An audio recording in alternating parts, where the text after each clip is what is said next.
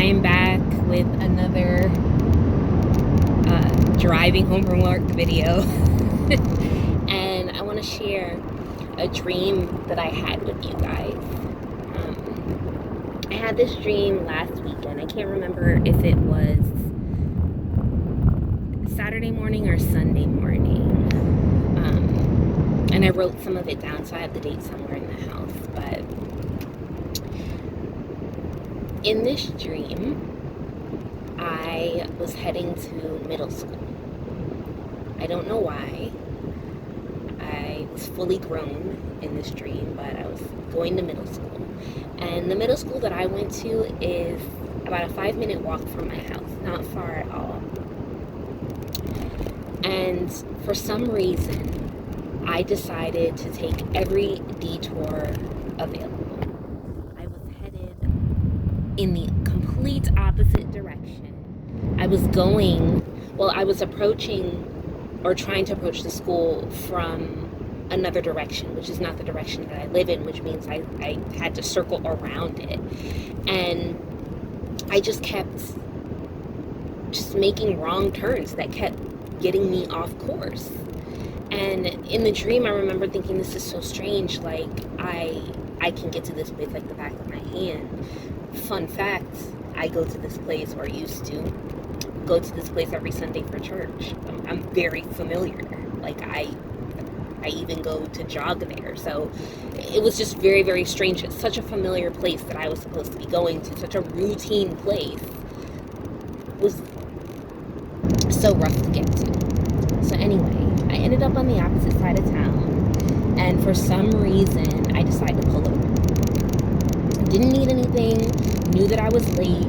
There was an urgency in my spirit that I need to hurry up and I need to get to this middle school, but I stopped. And when I stopped in a unique place. I stopped at this abandoned looking parking lot, and I actually parked my car in the midst of some bushes, which was even stranger because it's a parking lot. Why am I parking in the bushes? I got out of the car and I started walking. And then I heard my spirit in the dream say, get back in the car and go where you're supposed to be going. And so that's what I did. I turned back around and I went to go get back into the car, and there were 2 cats there blocking my path to get to the car. And I remember that the cats made me feel really uneasy. This is a side note, this might not be for everybody, but for me, cats definitely signify spiritual warfare and attacks of the enemy. So, and I'm discerning that in the dream. I'm like, oh no, what are they doing here? So I'm scared, or I shouldn't really say scared. I'm a bit flustered, and I'm like, I'm gonna get in this car, but I don't like the fact that these cats are here, and I'm watching these cats, and these cats are watching me. So I get back into the car, and I notice that there's a tent set up in the parking lot. And I guess it was a church's tent, or I don't know, but a woman was there, and she was singing a very popular worship song in Spanish. And I remember that I knew all the words to the song because it's popular, even though she was speaking in Spanish and I can't understand Spanish fluently. So I drive off, and I'm in the car now. I'm like, okay, cats are gone, back in the car, back on course. I still have the urgency in my spirit. I still know and realize that I'm severely late at this point. Like, I have to go. And I come out of the parking lot, and I should have made a left, I made a right. So here I am continuing along in the wrong direction. And then all of a sudden, the scene in the dream changed, and I was driving with my mother. She was in the car. It was nighttime. I pulled over again. Once again, for no reason. Just pulled over in front of this house, and the house that we stopped in front of looks like one of those row houses in Baltimore, where the back of the house and the back porch of the house doesn't face the road. It faces more like an alleyway. So if you can think of like a hood version of a cul-de-sac facing the back of the house. That's where we were. And the houses were really close together. Some of them were touching, some of them weren't. So I don't remember passing through the house, but I remember that somehow, whether it be through the yard or whatnot, we got from where I parked, which is in the front of the house, which looks like the back of the house, to the actual back of the house, which looks like the front of the house. And we're walking along, and at some point I say, come on, Ma, this looks sketch. We have to get out of here. Like, this is not where we're supposed to be. This stop was unplanned. We shouldn't be here right now. Let's go. So naturally, this is the way that we came. I knew that my car was directly in front of this house, but when I went and looked back up at the house, there were people everywhere, and these people look angry and they look upset, and you could tell, like, they were looking at us like, don't you come over here. Like, if you come over here, it's going to be a problem. And so I'm like, well, now there's a blockage in between where I need to get to and where I am. That wasn't there before. So, like, I was by myself. There were like 10 or 12 people all over this house. I mean, they were on like different levels, and they were just like, I didn't want the smoke. I didn't. I had my mom with me that's older. I was like, you know what, let's just find a different way. So we ended up having to walk all the way through the back of this alley. And at that point, I woke up before I ever got back to the car, or before I ever was able to get back on course. And immediately when I woke up, I knew in my spirit exactly what that meant. And what God wants me to share is that when He orders your steps and He puts you on a path and He gives you clear instructions, because in the dream I had very clear instructions. I was supposed to leave my house and to go to middle school. Okay? When you take detours and you take turns and you stop, you allow the enemy to then place blockages in your path. And then what happens to a lot of us is that we experience the blockage that is in, or I should say on, our God-ordained path, and we think that because we're now encountering a blockage, this is not what we were supposed to be doing, or this is not where we were supposed to be. And that's not true. That's not true at all. That is where you were supposed to be. But you made the unexpected stop that allowed the enemy to gain way on you. And now he's there, and now he's in your way, and it makes it very hard for you to get back on course.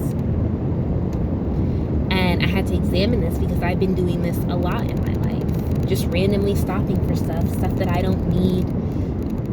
I don't even know why I do it. Get a little burned out, stop.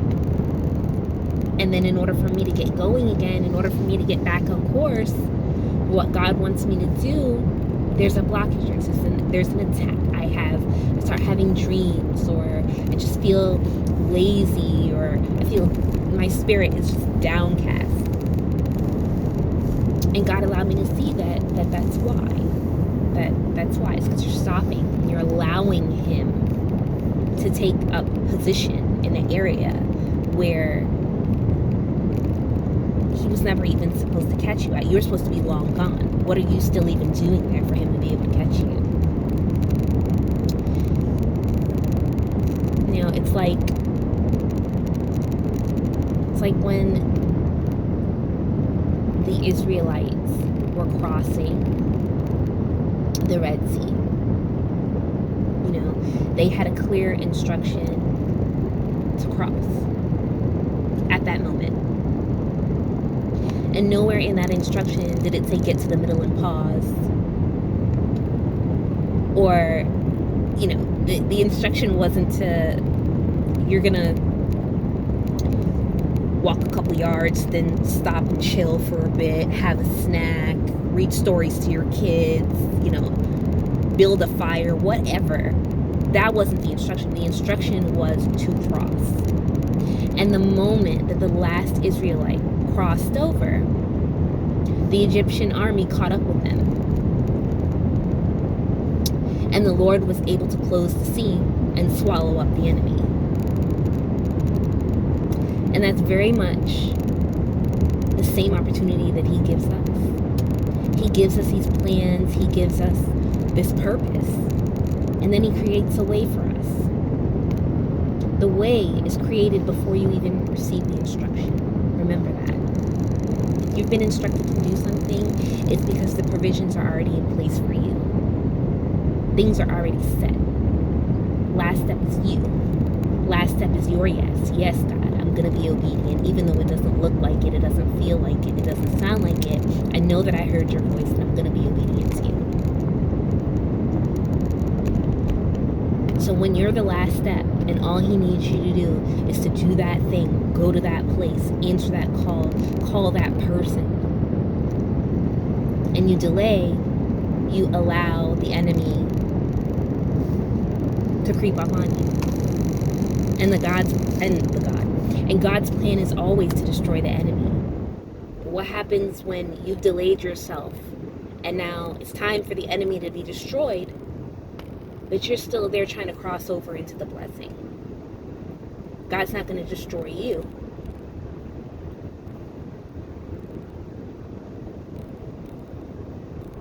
I mean, it's just something to think about. Now, here you are in this blessing because it's still yours. His promises are his promises. Now you're in the blessing, but the enemy's in it with you. And I feel like so many of us go through that, where things are great, but there's something there that is not supposed to be there. And that's because we stopped.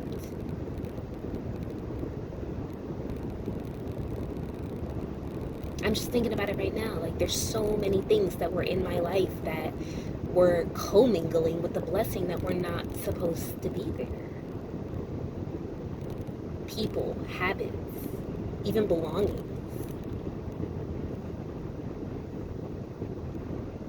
Just got random stuff up and through the blessing because we stopped and allowed that stuff to catch up with us. So that was my dream. That's what it means.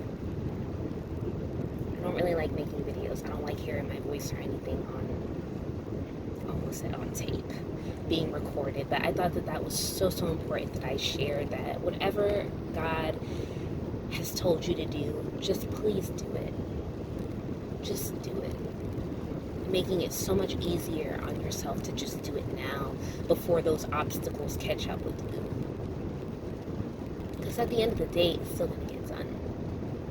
At the end of the day, the Lord's will is going to prevail. So do you want to take the easy road with no enemies on it? Or do you want to delay and diddly-daddle and then have to fight your way through it later? Of course, if you have to fight your way through it, you're not going to be fighting alone. He's going to fight for you. But just take the easy road. That's all I have to say. I hope this blesses somebody. I hope this makes sense. I'm not about to go through and try to even edit this. That's just not how I roll. I'm in the car. It's starting to rain and it's getting loud. I love each and every one of you. If you're seeing this message and if I was convicted to send it to you, it was for a reason. I hope that it finds you well. Happy Friday. Bye-bye.